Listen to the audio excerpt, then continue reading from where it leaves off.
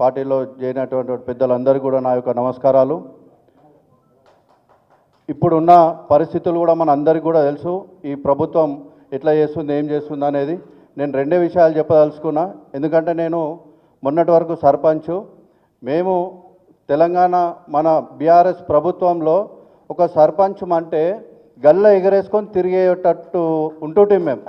ఎందుకనంటే ఆ రకంగా మన పెద్దలు కేసీఆర్ గారి నాయకత్వంలో ప్రతి గ్రామంలో ఊరూర అన్ని డంపింగ్ యార్డులు కానీ, క్రిమిటోరియాలు కానివ్వండి, మిషన్ భగీరథ నీళ్లు, రోడ్లు, సీసీ రోడ్లు, 24 గంటల కరెంటు, ఈ యొక్క అభివృద్ధి కార్యక్రమాలలోనే మేమే గొప్ప చెప్పుకుంటుంటిమి. ఎందుకనంటే మేము ఈ టర్మ్ సర్పంచులమైనామంటే మేము అంత అదృష్టవంతులు ఇంకొకరు లేరు అని.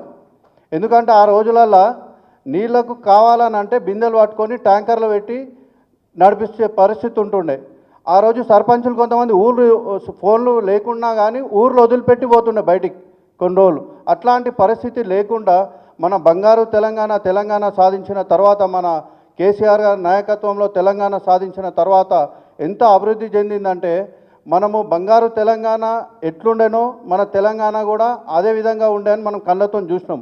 కానీ ఈ ప్రభుత్వం వచ్చిన తర్వాత అసలు ఈ మధ్యలో అంటారు తెలంగాణకు భూకంపం వస్తుంది. అసలు భూకంపం తెలంగాణకు కాదు, కాంగ్రెస్ పార్టీకి వస్తుంది.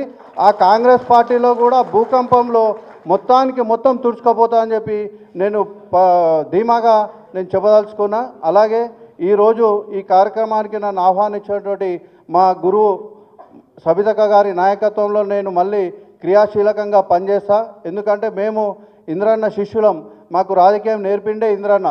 కాబట్టి ఆ రోజు నుంచి ఇక్కడ ఉన్న స్టేజ్ మీద ఉన్నటువంటి పెద్దలందరూ కూడా, మైనావత్ మండలి ఉన్నటువంటి పెద్దలందరూ కూడా ఇంద్రన్న గురువు ఉండే.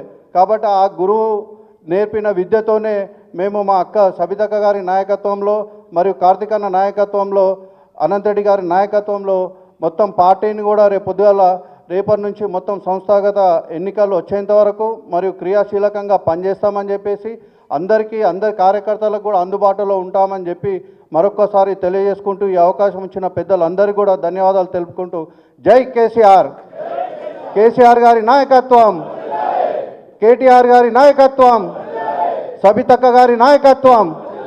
జై హింద్, జై తెలంగాణ. అన్న నవ్వుతాం అన్న, థ్యాంక్ యూ అన్న. మీరు చెప్పినటువంటి మంచి వాక్యాలు ప్రతి ఒక్కరు కూడా. ఎందుకంటే అప్పుడు మనం పార్టీ ఉన్నప్పుడు గల్ల ఎగరేసి మనం ఇట్లా గొప్ప చెప్పుండే, ఈ కండ ఎగరేసి పైకి ఎగరేసి జై తెలంగాణ అని చెప్పుకునే.